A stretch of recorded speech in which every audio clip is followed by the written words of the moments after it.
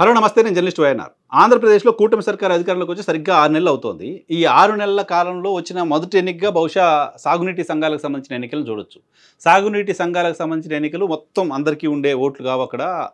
సాగునీటి సంఘం పరిధిలో భూమి ఉండి ఆ సొసైటీలో మెంబర్గా ఉన్న వాళ్ళు మాత్రమే అక్కడ ఓటేయడానికి సంబంధించిన అవకాశం ఉంటుంది. సో అటువంటి వాళ్ళ మ్యాక్సిమం ఫార్మర్స్ బేస్డ్ ఎలక్షన్ కాబట్టి ఫార్మర్స్కి ల్యాండ్ ఉన్న వాళ్ళకి సాగునీటి సంఘంలో మెంబర్షిప్ ఉన్న వాళ్ళకి ఓటు ఉంటుంది. సో ఈ ఓట్లు కూడా చాలా ఇంపార్టెంట్. ఆ ఎలక్షన్ కూడా చాలా ఇంపార్టెంట్ ఎలక్షన్గా చూస్తారు. పొలిటికల్ బేస్డ్గానే ఎలక్షన్ జరుగుతూ ఉంటుంది అది. సో సాగునీటి సంఘాల ఎన్నికలకు సంబంధించి ఎవరైనా పార్టిసిపేట్ చేయొచ్చు. రాజకీయ పార్టీలు కూడా పార్టీల పేరుతోటే పార్టిసిపేట్ చేస్తూ ఉంటాయి. సో దీంట్లో పార్టిసిపేట్ చేయాలంటే ఆ సొసైటీ నుంచి అక్కడ నో డ్యూ సర్టిఫికేట్స్ తీసుకోవాల్సిన అవసరం ఉంటుంది. సో వాళ్ళకి ఎలాంటి బకాయిలు లేవు అనే దానికి సంబంధించిన నో డ్యూ సర్టిఫికేట్ తీసుకోవాలి ఎవరైతే కంప్లీట్ చేయాలో, పోటీ చేయాలో ఎన్నికల్లో. సో అలా నో డ్యూ సర్టిఫికేట్స్ ఇచ్చే బాధ్యత అధికారులపైన ఉంటుంది.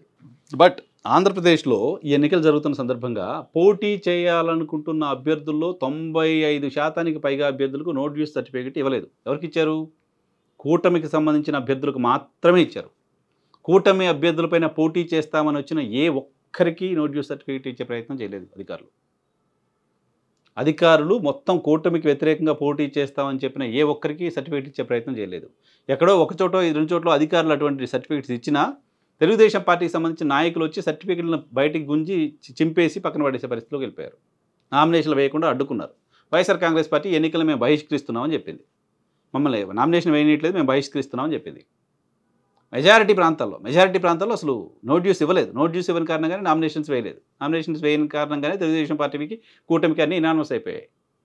కూటమి అధికారంలోకి వచ్చి 6 నెలలు అవుతోంది. అబ్సల్యూట్ మెజారిటీతో వచ్చారు. పాపులర్ ఓటింగ్ వచ్చింది మీకు. దాదాపు 60% ఓట్లు మీకు పడ్డాయి. 60% ఓట్లు పడ్డాయి మీకు కూటమికి. 6 నెలలు అవుతోంది. ఈ 6 నెలల్లో అద్భుతాలు చేశామని మీరు చెప్తున్నారు. విధ్వంసమైన రాష్ట్రాన్ని మేము పునర్నిర్మిస్తున్నామని మీరు చెప్తున్నారు. విధ్వంసమైన రాష్ట్రంలోకి వందల వేల కోట్ల రూపాయల పెట్టుబడులు మీరు తీసుకొస్తున్నామని చెప్తున్నారు. రైతులకు మంచి చేశామని చెప్తున్నారు. ల్యాండ్ టైటిలింగ్ యాక్ట్ రద్దు చేశామని చెప్తున్నారు. ఇంకేదో చెప్తున్నారు మీరు. ఇన్ని చెప్తున్నప్పుడు అవతల నామినేషన్ వేయకుండా ఆపాల్సిన అవసరం ఏమొచ్చింది? అవతల నామినేషన్ వేస్తే మీరు ఓడిపోతారనే భయం మీ బ్రెయిన్లోకి ఎందుకు వచ్చింది? అవతల నామినేషన్ వేయకుండా ఆపడానికి సంబంధించి ఇంత అధికారం దుర్వినియోగం చేయాలనే ఆలోచన మీకు ఎందుకు వచ్చింది? అధికారులను మీ పార్టీ కార్యకర్తలుగా మార్చుకుని నో డ్యూ సర్టిఫికేట్స్ ఇవ్వకుండా ఎందుకు ఆపారు? నో డ్యూ సర్టిఫికేట్ ఇవ్వడానికి సంబంధించి ఇవ్వద్దు అని వాళ్ళకి డైరెక్షన్ ఇచ్చిన వాళ్ళు ఎవరు? ఇవన్నీ దేన్ని సూచిస్తున్నాయి? కూటమి నాయకత్వంలో ఓటమి భయం పట్టుకుంది అనే దాన్ని సూచిస్తున్నాయి కదా. వైఎస్ఆర్ కాంగ్రెస్ పార్టీ కూడా కరోనా సెకండ్ వేవ్ సందర్భంగా లోకల్ బాడీ ఎలక్షన్స్ పెడితే అప్పుడు కూడా చాలామంది వైఎస్ఆర్ కాంగ్రెస్ పార్టీకి సంబంధించిన నాయకులు చాలా ప్రాంతాల్లో ఇనానిమస్లు చేయడానికి సంబంధించి బెదిరింపులు, ప్రలోభాలు ఇవన్నీ చేస్తూ వచ్చారు. చాలా చోట్ల ఇనానిమస్లు చేశారు సర్పంచులు, ఎంపీటీసీలు ఇవన్నీ. సో అప్పుడు వైసీపీ 2 ఏళ్ల పాలన పూర్తి చేసుకుంది. వైసీపీకి ఓటమి భయం పట్టుకుంది. బెదిరించి అధికారులను పెట్టుకుని, పోలీసులను పెట్టుకుని చంపేస్తామంటూ నామినేషన్లు వేయకుండా అడ్డుకుంది అని నామినేషన్ల కార్యక్రమంతో అయిపోయిన తర్వాత ఎన్నికలకు ముందు మీరు ఎన్నికలను బహిష్కరిస్తున్నట్టుగా ప్రకటించారు.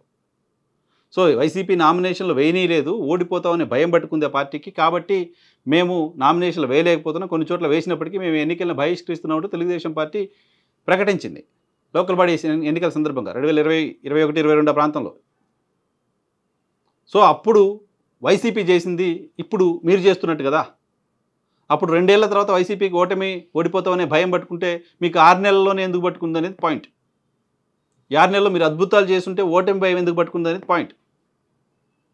ఓటమి భయంతో అధికార యంత్రాంగాన్ని ఉపయోగించుకొని వేరే వాళ్ళు పోటీ చేయకుండా ఆపే పరిస్థితిలోకి మీరు ఎందుకు వచ్చారు అనేది పాయింట్. ప్రతిపక్షం పోటీ చేస్తే, ప్రతిపక్షం కూడా పోటీలో ఉంటే వచ్చే నష్టం ఏంటి? ఏం జరుగుతుంది? సో లోకల్ బాడీస్ ఎన్నికల్లో వైసీపీ బెదిరింపుల కారణంగా మేము ఎన్నికలను బహిష్కరిస్తున్నామని మీరు చెప్పిన తర్వాత విజయవాడ, గుంటూరు లాంటి కార్పొరేషన్లకు ఎన్నికలు జరిగాయి. అక్కడ తెలుగుదేశం పార్టీ బరిలో ఉంది. విజయవాడ కార్పొరేషన్కి చాలా సీరియస్ ఫైట్ జరిగింది. అప్పటికే అమరావతిని రాజధానిగా కాదు 3 రాజధానులు చేస్తున్నామంటూ జగన్మోహన్ రెడ్డి సర్కార్ ప్రకటించింది.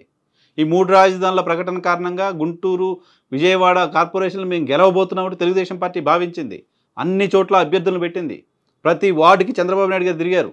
మీకు సిగ్గుంటే, మీకు పౌరుషం ఉంటే, అమరావతి పైన ప్రేమ ఉంటే మీరు ప్రభుత్వానికి వ్యతిరేకంగా ఓటేయండి అని కోరారు. ఈవీఎంలతో కాదు, బ్యాలెట్తో ఓటింగ్ జరిగింది.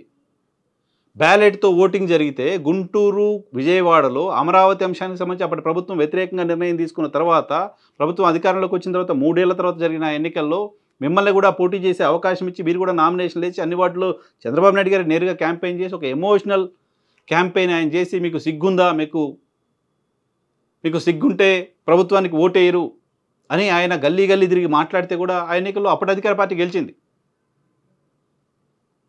సో అధికార పార్టీకి తమ విజయం పైన నమ్మకం ఉంటే, అధికార పార్టీకి తాము మంచి చేశామనే ధీమాలో ఉంటే, అధికార పార్టీ ఎవరు పోటీ చేసినా ప్రజలు మా వైపే ఉంటారు, ప్రజలు మేము చేస్తున్న కార్యక్రమాలని విశ్వసిస్తున్నారు, మా కార్యక్రమాలు ప్రజలకు వెళ్తున్నాయనే ధీమా ఉంటే నామినేషన్ లేకుండా ఆపడం ఎందుకు? ఎందుకు అంటే కూటమిలో ఏమన్నా భయం పట్టుకుందా? కూటమి ఏమైనా ఎన్నికలకు భయపడుతుందా?